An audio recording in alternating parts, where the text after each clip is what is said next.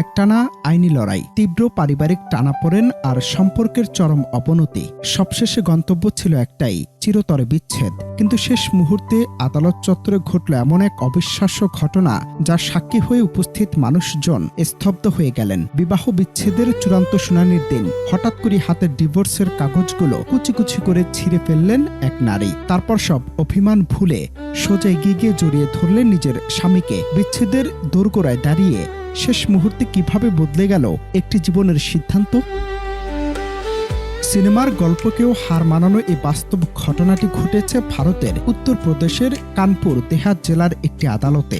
স্থানীয় সূত্রের খবর, দীর্ঘদিন ধরে দাম্পত্য কলহের জেরে ওই দম্পতির মধ্যে তৈরি হয়েছিল যোজন যোজন দূরত্ব। পরিস্থিতি এমন জায়গায় পৌঁছায় যে শেষমেশ বিষয়টি আদালত পর্যন্ত গড়ায় এবং নিয়ম মেনে দায়ের করা হয় বিবাহ বিচ্ছেদের মামলা। বেশ কিছুদিন ধরে আইনি প্রক্রিয়া চলার পর সেদিন ছিল মামলার একটি অত্যন্ত গুরুত্বপূর্ণ শুনানির দিন। আর সেখানে ঘটে গেল সম্পূর্ণ অপ্রত্যাশিত এই ঘটনা।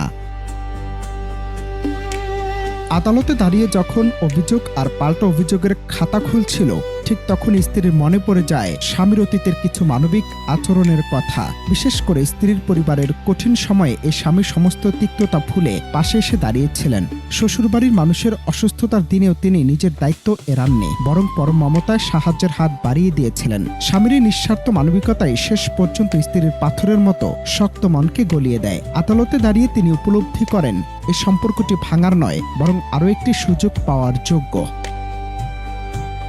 নিজের ভুল বুঝতে পেরে আদালতের ভেতরে ডিভোর্সের নথি ছিঁড়ে ফেলেন স্ত্রী এবং স্বামীকে জড়িয়ে ধরেন। এই আবেগঘন মুহূর্তের ভিডিও সামাজিক মাধ্যমে ছড়িয়ে পড়তেই তা মুহূর্তের মধ্যে ভাইরাল হয়ে যায়। নেট দুনিয়া এখনই পুনর্মিলন নিয়ে চলছে ব্যাপক আলোচনা। অনেকে একে ক্ষমা ও পারস্পরিক বোঝাপড়ার এক অনন্য উদাহরণ হিসেবে দেখছেন। এই ঘটনা প্রমাণ করল সম্পর্কের ভিত্তি শুধু আইনি নথিতে নয়, বরং বেঁচে থাকে পারস্পরিক সহমর্মিতার উপর।